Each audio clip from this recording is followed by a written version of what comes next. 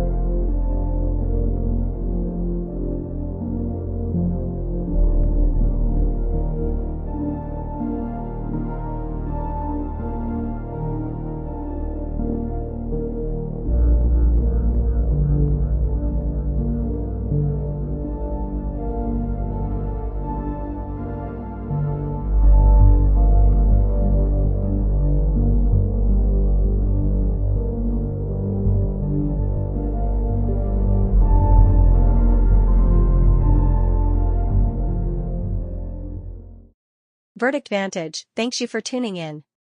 Your support means the world to our channel. If you enjoyed this video, be sure to give it a thumbs up, leave a comment sharing your thoughts, and hit the subscribe button to join our amazing community. Stay in the loop on future updates by ringing the notification bell. And if you found this valuable, sharing is caring. Thanks again for being here.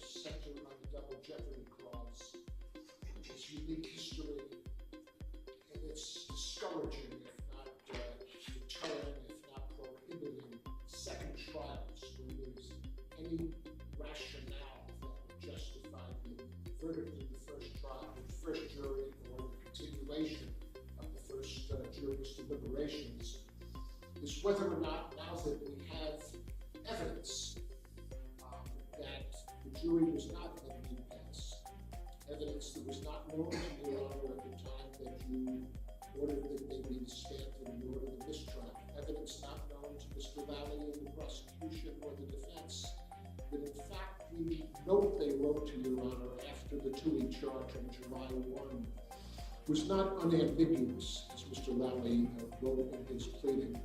It was ambiguous. It was subject to two constructions. One, that their impasse covered all three counts, therefore would lead reluctantly to a mistrial declaration, or two, that the impasse was on one count with multiple lesser included charges that did not encompass counts 1 and 3. Your Honor didn't know what was in the jury's mind, what was in their mind when they authored a note to the court. Neither did counsel. But the issue now, and again, it's in the context of double jeopardy, which is such an historic and important clause that was enacted by our founding fathers to give them some protection against the sovereign, at that point the king, against simply choosing to mistry prosecutions that weren't going well. And the founding fathers wanted citizens not to have to face re-prosecution. They understood the ordeal and anxiety and risks of having to prove to a second jury what they had proven to a first jury, which is that they were not guilty. And so the real issue here is legally, what do we do when we now know that jurors are declaring to the court that they believed they reached a verdict of not guilty? What can we do on August 8th, if I've got the date correct? 6 weeks after the July 1 trial that Your Honor presided over, a lengthy trial with an exceptional jury. And I contend, Judge, that we can't just accept a fiction that the jury was at an impasse on all 3 counts when 4 jurors are saying to you through counsel they were not, and a 5th juror is saying to counsel indirectly they were not. We have to embrace the fact that these are now facts. Yes, they come after the end of the trial, but it doesn't mean that there's not some procedural pathway to integrate those facts into Your Honor's decision-making. The second one, the manifest necessity issue, has got a lot more SJC and Supreme Court guidance. It's been the subject of lots of cases. We're walking a little bit down a pathway that has some precedents about jurors and they're being reconvened, but it doesn't have the clarity of the precedents regarding the manifest necessity standards, guidelines, principles that we'll address second. But here what we know is that 4 jurors reached out to defense counsel. Jurors A, B, D, and E, I think is the way they've been described by Mr. Jackson, who received calls from 3 of the jurors, and Mr. Yannetti, who received a call from 1 juror and talked to somebody who himself or herself spoke to a 5th juror. We also have the corroboration, not just internally, where these 4 jurors are essentially saying the same thing. We reached a decision. We didn't denounce it. Some said we felt bad about it. We didn't know what to do. But they're internally consistent and not self-contradictory, and that makes them more trustworthy. They corroborate each other, and I contend that the voicemail left on Mr. Lally's phone, which he responsibly shared with counsel and shared with the court, essentially saying this was probably one of the 4 jurors, but we don't know for sure, said essentially the same thing. We reached a decision that Ms. Reed was not guilty. Murder, the most serious charge that can be brought, a charge that would imperil the rest of her life if there was a conviction. Other jurors tried to reach the prosecutor. They didn't succeed. The prosecutor made a decision that he couldn't promise anonymity, which every juror seems to want. And that's understandable given the level of media and public attention on this case. And I understand the court gave them discretion, and Your Honor made an order that the defense didn't dispute that they were entitled to anonymity. The public interest did not weigh the interest of the jury in anonymity. But we now have the declarations of the jurors through the defense counsel. We have a voicemail of 1 juror through Mr. Lally. We have emails of other jurors who only wanted anonymity as a condition precedent to talking to the prosecutor. This case, because it has catalyzed so much publicity, it's plausible to believe, if not compelling to believe, that other jurors who sat through so many weeks of testimony, this was probably one of the monumental central events of their life. Not many people, certainly not people who go, other than people who go into military service, have opportunities to serve their community like these jurors did. Not one of them, to our knowledge, has picked up the phone to defense counsel and said, those jurors that you're memorializing in affidavits and emotions, I don't agree with that. No one has called the district attorney. Nobody has emailed anybody. Nobody has called Your Honor through the court clerks. Nobody disputes, in other words, none of the 7 or 8 jurors that are not, represented by the series of affidavits of defense counsel dispute the truth of the representations made by counsel. We don't have certainty. We only have the reasonable inferences from the absence of other declarations, which is that this jury was unanimous in its acquittal of Ms. Reed on counts 1 and 3. So then we get to the legal issue, and again, as I try to say, the legal framework here, the landscape is not quite as crystal clear as it is in the standards of manifest necessity, whether or not double jeopardy permits a re-prosecution in the context of this unique case. But what we have is court decisions saying, for instance, what constitutes an acquittal is not to be controlled by the form of a judge's actions. We're not bound by labels. That's the SJC in Commonwealth versus Taylor. We have Justice Ginsburg joining Justice Sotomayor and Justice Kagan in a dissent in the Bluford case, saying, in ascertaining whether an acquittal has occurred, form is not to be exalted over substance. And they are making that point. I mean, I've done this for 52 years. And procedures important. Form sometimes governs. And it's the recognition that double jeopardy is different. For instance, as I'll get to in the manifest necessity phase of the argument, all of the courts put a heavy burden on the prosecutor to justify a mistrial, to justify a re-prosecution. Ordinarily, I'm used to the burden speaking on me as a defense counsel. I'm used to having an affirmative obligation to lay out for an appeals court exactly what I want.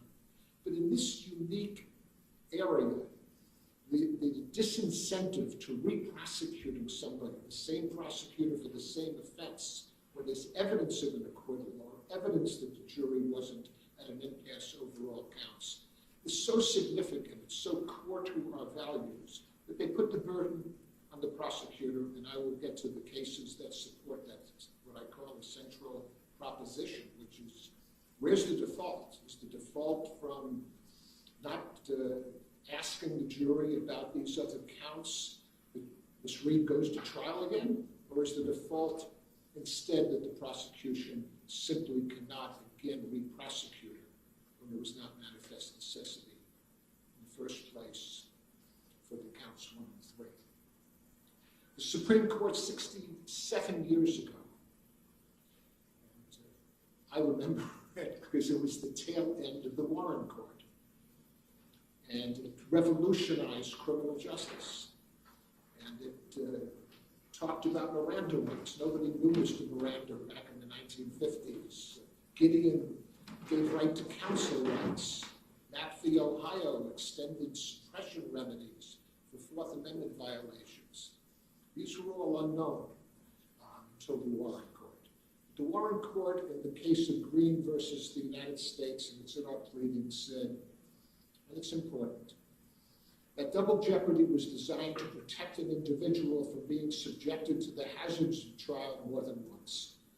That the state, with all its power, should not subject a citizen to the ordeal of living in a, quote, continuing state of anxiety, as well as enhancing the possibility that even though innocent, he may be found guilty by a second jury. So what do we do in a world where we have facts not known on July 1 that are known on August 8th? And we're not, this is not completely novel territory. For instance, the First Circuit, the Federal Court of Appeals, it's 11 years since the Boston Marathon bombing. And they're still dealing because of capital punishment with whether the punishment should be life or death for the Tsarnaev that was arrested and survived. And they recently, in a lengthy opinion of over 100 pages, said, bring back these two jurors where we have a principled basis to question their impartiality. The SJC just 4 years ago in a case dealing with a lawyer's allegation that there had been a racial statement. It's called the McCallum case, 485-90, said to the defense counsel, the judge will authorize you to recontact that juror and get an affidavit. And if there's any skepticism regarding the truth of the affidavit, we will have a hearing and make decisions.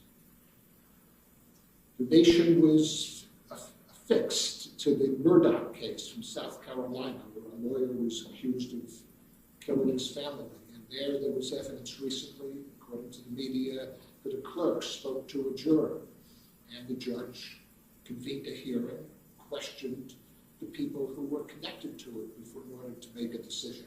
In other words, regularly, judges who receive reliable evidence that there was extrinsic evidence, that a marshal talked to a juror, was a juror biased, was the questionnaire fair, that something happened during, that the jurors accessed the internet when they were judicially prohibited from doing so. Courts reconvene hearings, and I can test that it can be done anonymously. It doesn't have to ineluctably lead to the identity of jurors. And we're going to ask the court to do just that, because without in any way diminishing the centrality and the importance of an impartial jury that tells the truth on voir dire, it's not ethnically or racially biased. There's nothing more central about making sure that jury was not influenced adversely by something from the outside or even by something from the internal discussions that reflected on a juror's racial and ethnic impartiality. Why isn't an acquittal entitled to just the same kind of deference? You know, we have not evidence that the jury was not impartial or that they were influenced externally. We have hard evidence that they reached a decision. We're not asking to have any inquiry, whether by counsel or by the court, into the content of deliberations, into their reasoning, into all of those matters that are forever private. But here we're asking them no more than Your Honor could have asked by polling them, which is, did you reach a verdict on count one? What was that verdict? What about count two? No. What about count three? Yes. So there is precedent, although slightly different, but we contend no less important, to Your Honor making a decision. If Your Honor is skeptical in any way of the attorney's declarations, if you cannot accept them because they're not the sworn affidavits of lawyers, of the jurors, we authorize them to do what they haven't, which is to reinitiate a call to these 4 or 5 jurors, ask them whether they would read the lawyer's affidavits and affirm that they're accurate, or alternatively authorize the lawyers to ask the jurors whether or not they would execute an affidavit. It could be 2 sentences. We reached a final decision unanimously to acquit Ms. Reed of counts 1 and 3. Your Honor doesn't have to accept 4 out of 12 or 5 out of 12. Your Honor has a lot of discretion in in terms of how to get to the bottom line, which is what is the truth here. Your Honor could schedule a hearing and have the 4 jurors in. They would remain anonymous. We would even waive public trial. I'm not sure that either of you would, but to keep this private and keep this confidential, because we don't want the jurors to, risk identity. Your Honor could do it in any number of ways. We have responsible court officers that can meet 4 jurors anywhere Your Honor selects. We have responsible lawyers and responsible prosecutors. This doesn't have to be an event that challenges the jurors' anonymity. I guess what I'm saying is that we're asking the court not through closing the door to this new evidence and really adopting a fiction that the impasse was on all 3 counts when we now know that there's strong corroborated, trustworthy evidence it was not, to establish a procedure consistent with McCollum, consistent with Tsarnaev, consistent with the Supreme Court decision in Renner, and take those cases where jurors do come in after the fact, when there's credible, responsible evidence that they were either biased or that they had some extrinsic evidence, whether from the internet or from an improper contact with a third party, and help us investigate this. I don't believe that if the Norfolk DA was convinced from that process, and it could be 4 jurors, it could be 12, but if all of them tell the court, we made a final decision, we never went back, like the Bluford case, or to re-examine it, it was not an intermediate decision, it was a final decision. All of our impasse was about count 2 and the multiple lesser includeds. I am hopeful that the prosecution would join with us in not seeking a new trial if they were convinced by these jurors under oath to what they've not yet been convinced by, which is defense counsel. This was a hard-fought case, and I'm not being critical of the DA, but I've done this for a long time, and I believe in our system of justice. People say it's not perfect, but it's the best that the world has. This to me is hallowed ground in a courthouse named after someone who was a friend who I deeply respected. I want the prosecutor to get the facts in the best way we can at this point in the case, which is through Your Honor. Order a hearing, Judge. Don't make Ms. Reed be the first person in the history of the Commonwealth to face re-prosecution for murder by the same prosecutor's office that tried her once and failed to persuade the jury she was guilty. They've not given a single case where facts like this have been ignored. Not a single precedent have they raised. Nationwide, state courts, murder cases, 50 states, federal, where there's been this kind of demonstration that we were silent when we shouldn't be, but she was acquitted. They've got the Commonwealth versus Juvenile, where there was a verdict slip, nobody knows when it was written. We have Bluford, but there was clearly further jury deliberation after a juror told the judge that we had reached a decision on 2 counts. I'm convinced, perhaps through many years of doing this, that acquittals count. And if she was acquitted, nobody wants her re-prosecuted on the counts for which she's been acquitted. And form's important, procedure's important, but what's more important is substance. What's more important is to find out whether that jury, in fact, voted to acquit and it was a final vote. And then I hope there's no dispute. I hope Mr. Lally will stand up in front of you and join me in asking that those 2 charges not be re-prosecuted. So let me switch from the acquittal and its implications to manifest necessity. In this case, we have explicit guidelines, which have been set out by the Supreme Judicial Court, that look to whether or not there was manifest necessity for the declaration of the mistrial. Manifest is a word that says to show clearly, and whether the mistrial order was avoidable, whether there were any viable options, whether the court essentially had no choice, no options. And here at minimum, with 4 or 5 jurors saying, we believed her to be innocent, we believed there was a vote, there's no evidence from those declarations that there was an impasse on counts 1 and 3, an impasse that would have rationalized and justified the order of mistrial. The note, as I said, was believed to be unambiguous by the prosecutor, but in truth was ambiguous. It led to 1 or 2 constructions. And this is really becomes a burden of proof issue.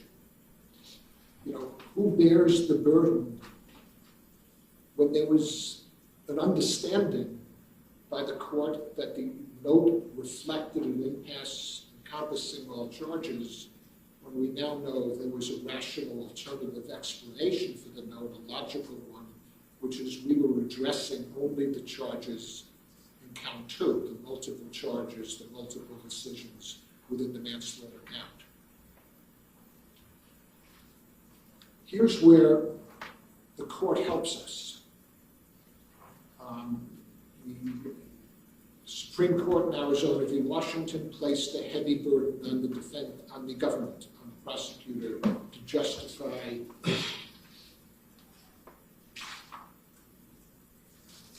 a mistrial. The SJC has issued multiple opinions. I'll read just a couple, because I think the burden of proof issue is central, Judge. Commonwealth versus Stewart, which goes back to 1985, was one of the central decisions that started formulating the jurisprudence around double jeopardy and manifest necessity, says the prosecutor must shoulder the burden of justifying the mistrial if he is to avoid the double jeopardy bar. His burden is a heavy one, citing to Arizona v. Washington. Cruz v. Commonwealth, SJC 2012. The heavy burden of proving that a mistrial was due to manifest necessity lies with the Commonwealth. Commonwealth versus Nicole, 452 Mass 816, 2008. The Commonwealth is unable to satisfy its heavy burden of proving that there was manifest necessity for declaring a mistrial, and the Commonwealth is therefore barred by the principles of double jeopardy from retrying Nickel. I have a copy of the Nickel decision because it's the one that was not referenced yet for your Honor's consideration. Nickel was an interesting case. It was a driving case, jury of 6. There was belief that one of the jurors should not be sitting because he knew a witness, if I'm recalling the facts correctly. And everybody considered it and thought there was no procedure to allow a trial to continue with a jury of 5. The defense counsel thought that, and the court thought that, and the court therefore declared a mistrial. Afterward, everybody discovered that there's in fact a rule of criminal procedure and that defendants could waive a jury of 6 just like they could waive a jury of 12. And the court determined, as I just read, that there was no manifest necessity because there was a viable option to the declaration of a mistrial, that being the court could have asked the defendant whether or not they would agree to a jury of 6, but they didn't recognize it at the time. And then the court had a decision. Are we going to blame the defendant, make them go to trial a second time in the face of double jeopardy's manifest necessity requirement, or are we going to put the burden on the prosecutor to have advised us of that rule? This case is similar, Judge, because what you weren't advised of is Mass Rule 27B. See, everybody focused on Roth and Juvenile and Bluford, where all of them were single counts with lesser included. In the Roth case, the SJC decided that it prohibited judges like yourselves from inquiring into the vote. You couldn't ask the jury, well, if you haven't decided on manslaughter, what about involuntary manslaughter? What about OUI? But this is different because we had 3 counts, not 1. And Rule 27B, that you were not advised of, and we contend, of course, the burden was on the table of the side that wants to re-prosecute her, says as follows: the judge may declare a mistrial as to any charges upon which the jury cannot agree upon a verdict, provided, however, that the judge may first require the jury to return verdicts on those charges upon which the jury can agree and direct that such verdicts be received and recorded. The advisory note is even more explicit. This rule also provides that the court may declare a mistrial in cases where the jury is unable to reach a verdict. However, it must first receive and record the verdicts which the jury can agree on.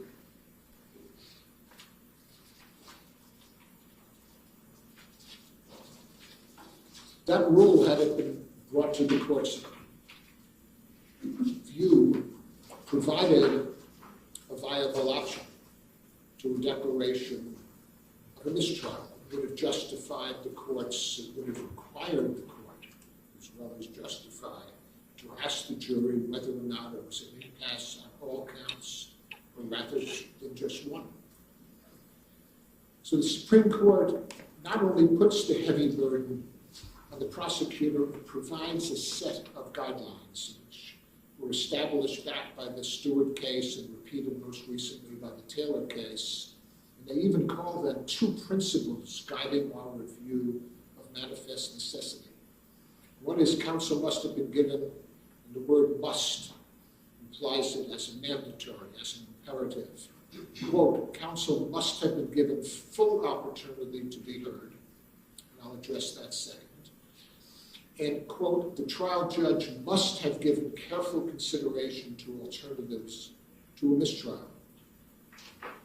These are legal imperatives, and we contend respectfully, for a variety of reasons, that neither of those 2 guiding principles were met by the evidence of what occurred on July 1, where we have the chronology of, Your Honor, taking argument from counsel regarding the morning note, and the prosecutor didn't want a 2E instruction.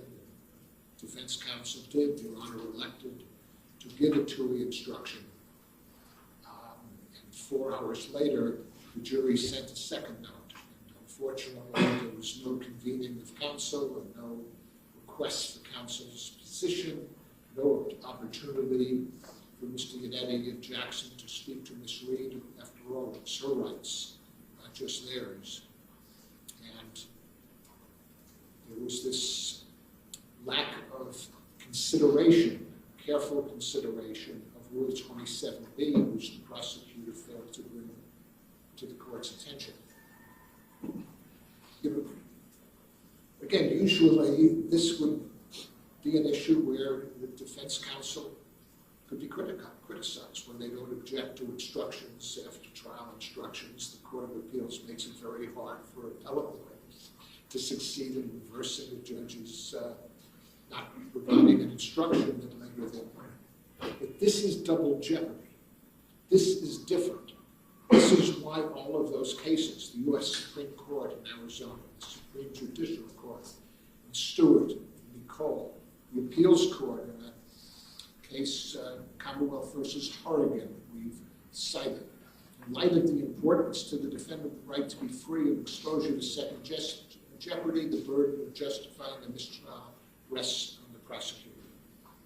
And so again, it's the default. If these procedural guidelines, these principles, where the court must consider any viable alternative, just the judge may not know every rule at every moment, just like the judge in Nicole didn't. It's on the Commonwealth to have advised your judge. So this was a case that really comes down to whether or not there could be deference to a judicial ruling when it was made without meeting the criteria of full opportunity for the defense to be heard before the court read the final note and issued its final order, and a full opportunity for the court to consider the alternatives to the declaration of mistrial. I would say to Your Honor, that this is not easy. This was a long trial. Prosecutors had strong evidence that the jury was in fact deadlocked, at an impasse on count 2. The prosecutor has strong evidence that in fact the jury was not at an impasse on counts 1 and 3. They have to meet a burden of demonstrating to the court that they gave you all of the alternatives to the declaration of mistrial. And they should want, I submit, in a search for justice in this courthouse, but we don't want somebody who's found innocent once to face the second trial for the very same offense. That's the whole principle, the centrality of double jeopardy. Justice Douglas and Black's words in Green. They should join us in asking the court to establish a procedure in Your Honor's discretion that either allows the defense lawyers to supplement the declarations with juror affidavits, or cut right to it, that the attorney declarations satisfy our burden of production. And Ms. Reed was acquitted. Bring the jurors and judge here from that. Beg you, it's the right thing to do. Thank you very much. Great, thank you.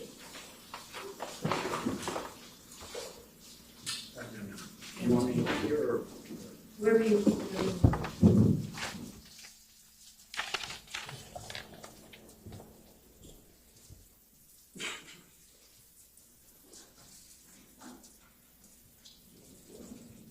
Your Honor, Commonwealth would ask, request that the defendant's motion to dismiss be denied, as it was not a term. Counsel had more than adequate opportunity to be heard and object to the declaration of the mistrial in this case, and the mistrial was declared as a manifest necessity. To that last point, as it applies to what counsel was referencing in regard to Rule 27B, what I would submit there is there's a stark difference between what Rule 27B encompasses and what counsel was asking for the court to do. And what I would say is there's a difference between what Rule 27B talks about, which is taking, or the right of a court to take partial verdicts, which certainly the court is entitled to do.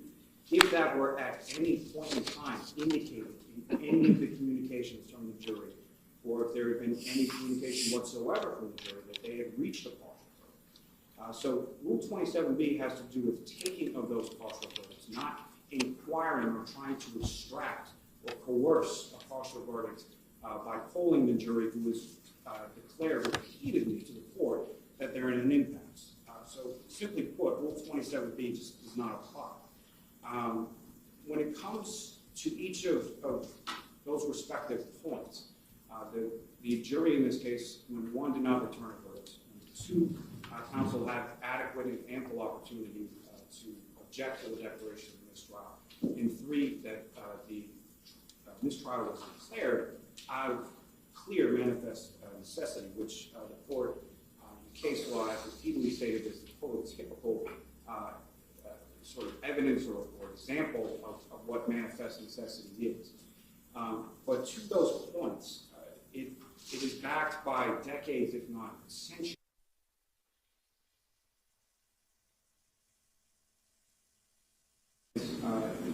There's quite a twisting of logic into sort of a pretzel in order to have the circumstances of this case fit into the precedent. There's a reason for that, because there is clear and unequivocal precedent on each of those points that goes back decades, if not centuries. Commonwealth versus the juvenile is a case directly on point. And as the court is well aware, that's a case in which, following jury deliberations and the defendant having been convicted after trial, one of the court officers found a verdict slip in the jury deliberation in which the verdict slip was marked not guilty. That case stands for the proposition that where those slips were in contradiction of the jury's report to the judge in open court, that they were deadlocked, that does not, the not guilty finding on the verdict slip does not contravene or overrule the verdict as it is applied in open court. Quoting from that case, and I think it's directly applicable to what's been provided to the court so far, it states, it is not enough to show that the jury may have agreed on some issues at some time. If that limited showing were to control, uncertainties would be invited. And that's exactly what the defendant is asking the court to do in this case, is in contravention to that case law, in juvenile, in Blue, in Roth, in Gray, in all of the cases over the decades and centuries dealing with this. Bluford itself states very clearly, the very object of the jury system, after all, is to secure unanimity by comparison of views and by arguments among the jurors themselves. A single juror's change of mind is all it takes to require the jury to reconsider a greater offense. And also comes in Commonwealth versus Karn as well. But what it states, Your Honor, this jury was instructed, not only instructed orally for a lengthy time, but was provided with written copies of those instructions that the court gave that stated on at least 9 or 10 different times exactly what a unanimous verdict was and how to come to that unanimous verdict and how to report that unanimous verdict. And there is no verdict that was returned stating anything in this case. And in particular, the two charges that the defendant now complains of dealt with simple choice. There was a box for guilty and a box for not guilty. Neither was charged, neither was checked, neither was returned to the court at any point in time. There is no verdict in this case.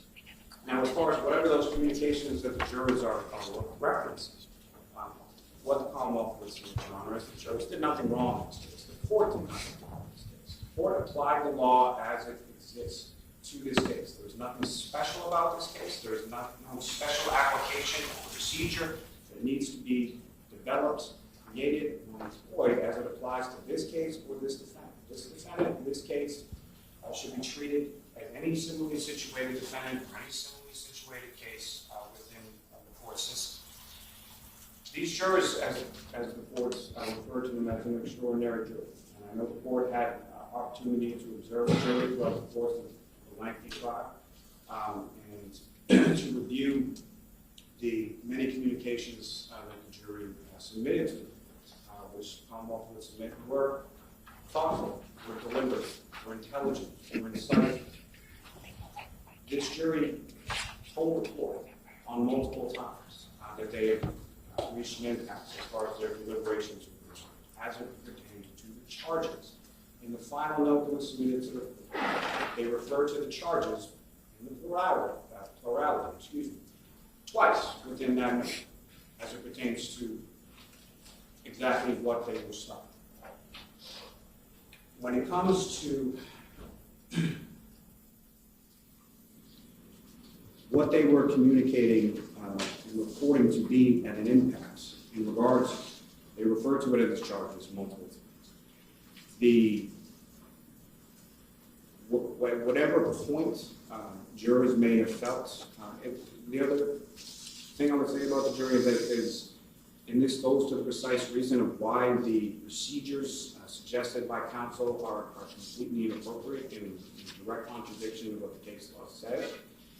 I can't imagine whatever the jurors have undergone since July 1st, as far as extraneous influences, whether it's personal, professional, who they talked to, what they talked about, how those things have formulated in our mind. The other thing I would say about the jury is in this goes the affidavit from the one juror in regard to the comment that the court had allowed with reference to the jurors' information remaining anonymous, at least for the time being. With respect to that, that is exactly what the case law advises against and governs as far as taking this sort of post hoc, weeks or months after a verdict has been returned or not returned, and then asking people to put themselves back in a position and indicate to the court exactly what was going on in that deliberative process. Asking them how they voted or what their vote was is infringing into that deliberative process that is specifically excluded from any sort of point of contention or inquiry by counsel, by the court, at any point in time.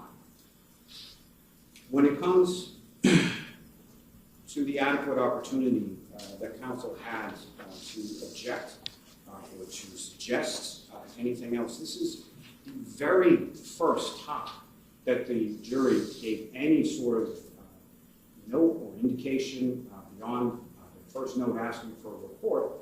Mr. Yannetti was asking for Tui Rodriguez. And understanding that asking for Tui Rodriguez is not equivalent to requesting a mistrial. It's the first step in that process, and experienced counsel knows that. And even in that first note, the jury had not indicated that their deliberations were done, that they had done thorough deliberations. They weren't asking anything. They were just reporting to the court simply where they were in their deliberative process at that point, reported the impacts. Counsel, and these are Mr. Yannetti's own words, on both occasions, indicated that from them, or argued for Tui Rodriguez on both of those first two notes that came from the jury, that this jury was emphatic and that they were, quote unquote, hopelessly deadlocked. That is what counsel was asking for. What counsel is intimating there and making an argument about is for this trial at those particular points, or at least leading down. Now, as far, and this is also, again, as I stated, backed by the case of Ray versus Commonwealth states, counsel's request for Tui Rodriguez instructions permits, quote, the inference that both parties were provided an opportunity and heard on possible alternatives to mistrial. Pereira versus Pereira is on point with that particular point as well.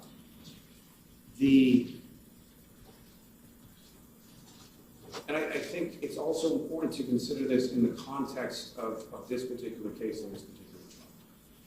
This is counsel who was not shy, did not have any misgivings about presenting any sort of argument or any sort of argument against the court's decisions when it came to anything that was even a perceived slight measure against the defendant's interest, and I would direct the court to the verdict slip argument that was made post-trial as well.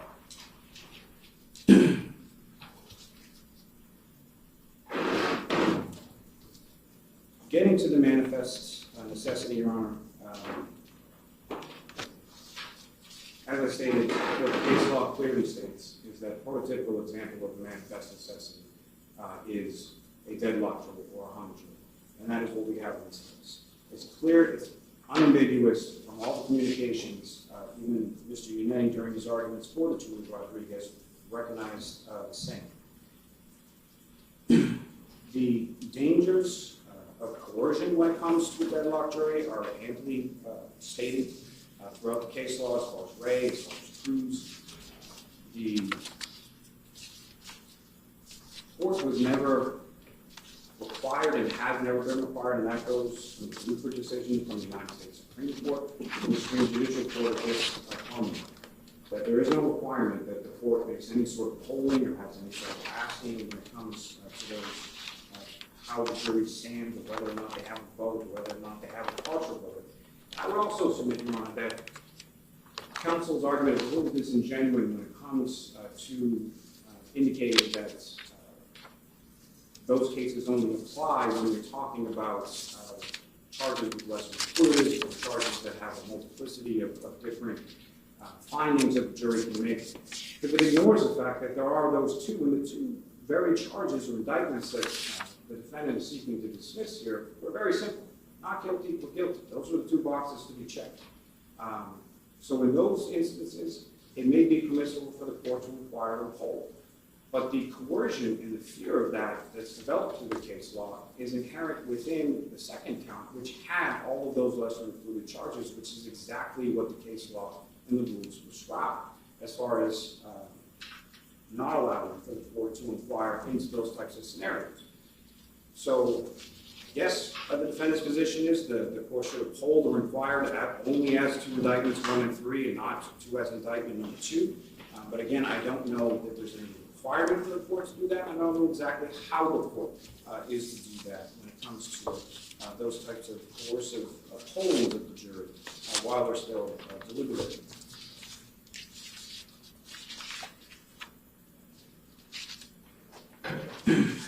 The notes and the communications from the jury, again, on 3 separate occasions, and very deliberately, as far as the language that was used, declared themselves to be at an impasse on 3 separate occasions, the last of which included language to the effect that any further deliberation would be futile.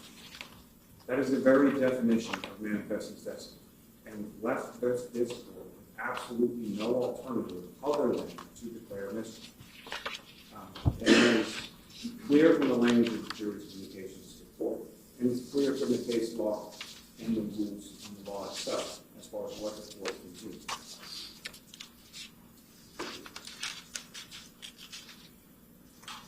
The 2 areas that counsel is talking about and sort of asking for an extension or creation of new law, again, sort of special or deferential treatment to this case or this defendant.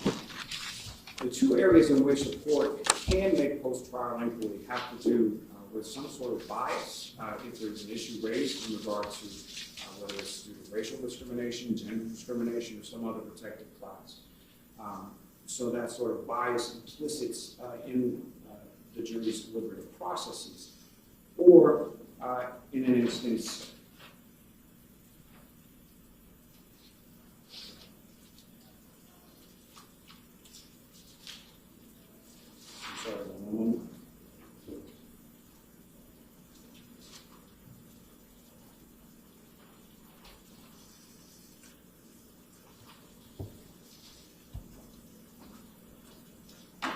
and in an instance in which there is some sort of allegation or some sort of evidence of extraneous influence. The defendant's not raising either of those issues. Specifically within those cases, what the court states, which is obviously binding on your own, is that those carve-outs for extraneous influences or bias on the parts of the deliberating jurors are permissible areas for post-trial inquiry. What all those cases also say is any inquiry into the deliberative process or exactly what counsel is proposing here is specifically prohibited by those cases that have developed over the decades. Commonwealth versus Moore states specifically that Massachusetts continues to adhere to common law principles barring inquiry into the contents of jury deliberations and any impeachment of jury verdicts based on information gained from such inappropriate inquiry. Now, the reason that the Commonwealth did not respond directly to the jurors when it came to them expressing or wishing to have discussions about their deliberative process or their votes is specifically for the Rule of Professional Conduct 3.5c states specifically that inquiries into those topics are not allowed. The case law that is derived around that and since that corroborates. Simply because someone called you first does not then allow for that inquiry to occur. So whether or not you initiate the call to the juror calls you, it still does not allow for counsel or the court to then have these conversations with these jurors that delves into their deliberative processes or their deliberations. The specific type of coercion that is feared by the courts when it comes into this, and I'll sort of condense quote from Commonwealth versus Will. And it states simply, one cannot assume from the mere report of deadlock that there is any final verdict lurking within that deadlock that may be extracted. Such inquiries of the jury may succeed in extracting a partial verdict, but we could not have confidence that that partial verdict was the product of a thoughtful and thorough deliberation process. The risks of jurors' coercion are too high, and the reliability of any such partial verdict returned is too low to warrant such an approach to salvaging some partial result from a deadlocked jury. Simply put, Your Honor, what counsel is proposing as far as what the court should do is prohibited by the rules, it's prohibited by the law, it's prohibited by the development of case law over decades and centuries as to what is permitted.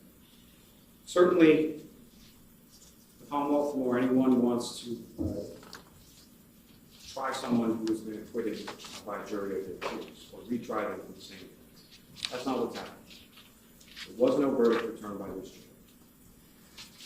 Counsel had more than an adequate opportunity to address the court in relation to the declaration of this trial, and the court did absolutely nothing wrong in finding manifest necessity as the only alternative that could have been employed in that particular instance. Polling the jury then, polling the jury now. It's simply not permitted by the rules, it's not appropriate, and therefore the defense motion should be denied. Thank you. Can I reply, please? Thank you.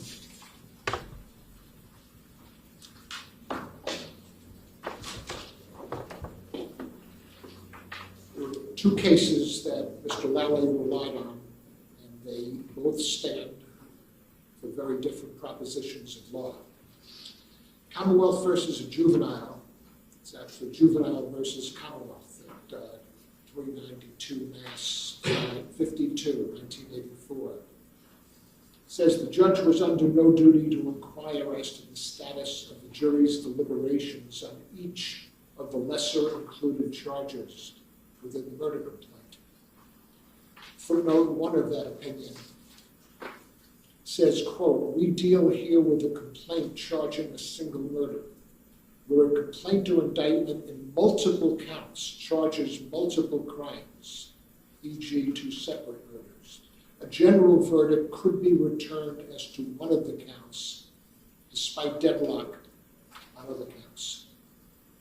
Commonwealth versus juvenile was as if count 2 in this case was the only count, and they discouraged any kind of court questions as to where the jury stood on lesser includeds. And that's the principle of Commonwealth v. Roth, the other case that Mr. Lally favored. That case created a dichotomy where the court was asked whether or not a judge was permitted to ask the jury about lesser includeds.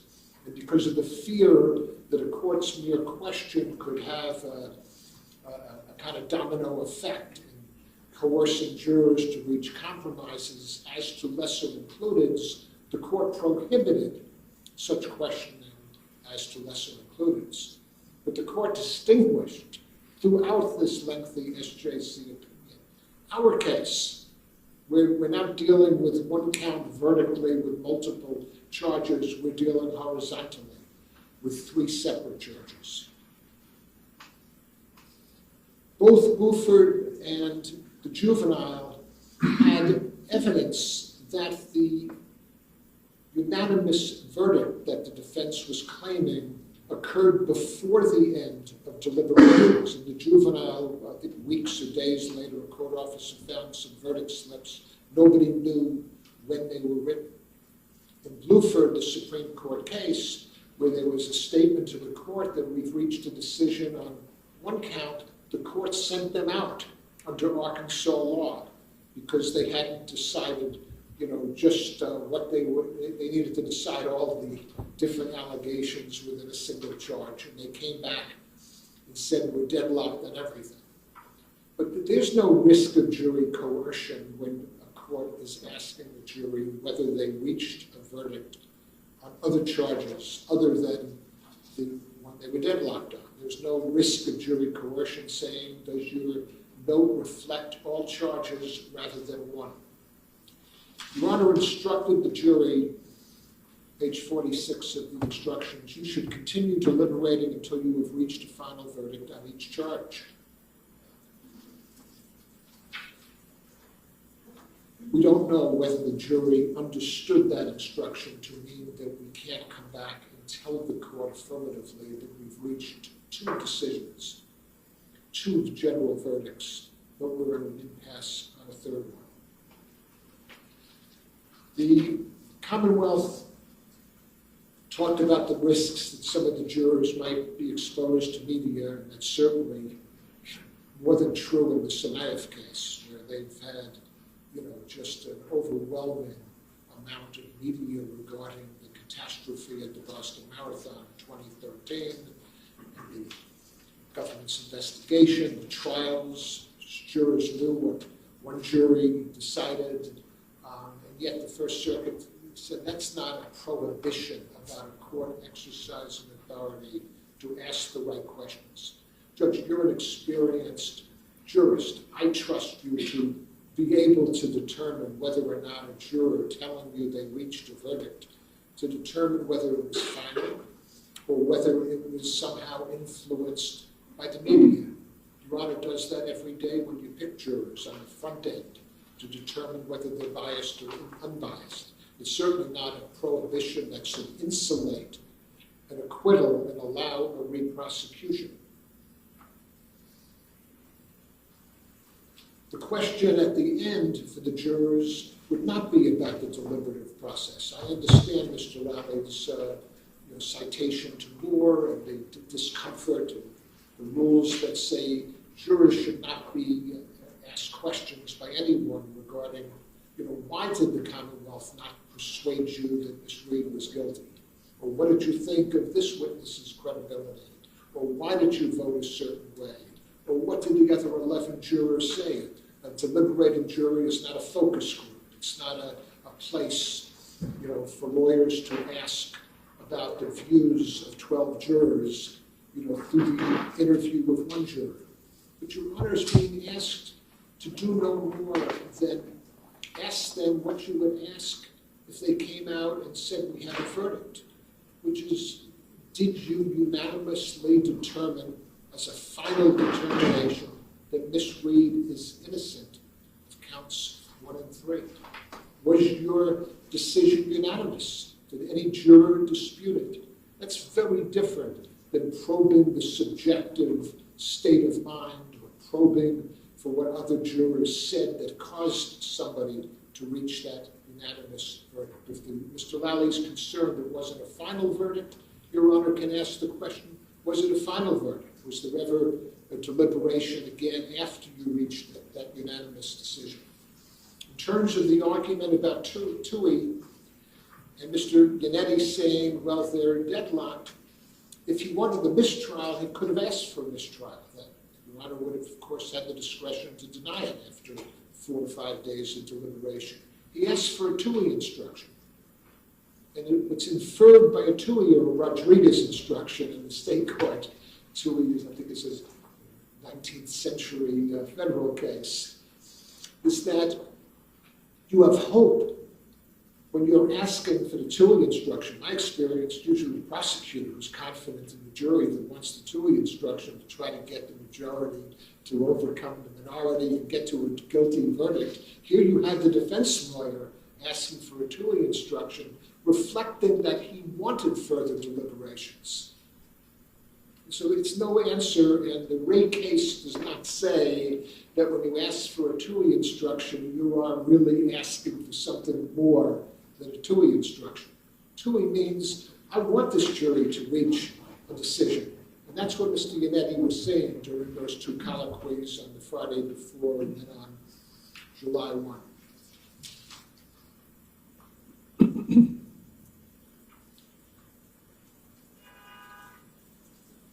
We're not asking the jury to impeach a verdict. We're not asking for an inquiry that would be prohibited. I know the federal rule is 606B. I think the state number might be about the same way in terms of asking the jury for their state of mind. We're asking the court to conduct a voir dire that Mr. Lally agreed would be done if our argument is one of the 12 jurors was biased. If our argument was, well, we now have new evidence one of the jurors read on internet. We have evidence here that the jury acquitted Ms. Reed. What can be more central to the core values of our criminal justice system than to make a judicial determination with a respected and experienced Superior Court judge, whether that's so or not, and if it's so, stop her re-prosecution, because that would be a horror to make her convince 24 jurors of her innocence, a second 12 when she's already convinced the first 12. Thank you, Judge. Thank you. Any response, Mr. Lally, or are you all set? All right, thank you very much. I'll take this under advisement. Thanks, Judge. Judge, can I hand the Nicole case to you? Sure, thank you.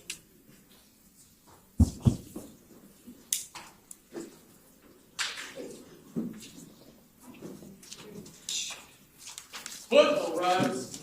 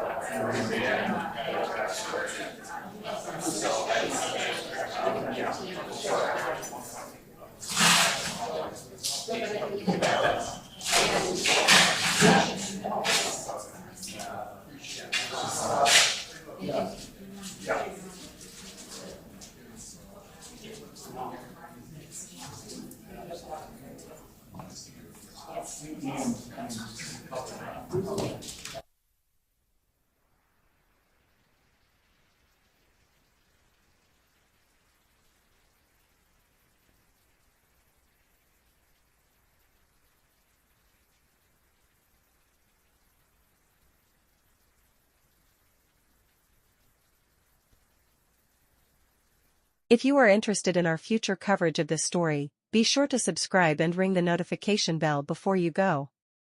Verdict Vantage thanks you for supporting our continued news coverage and research. Thank you for tuning in.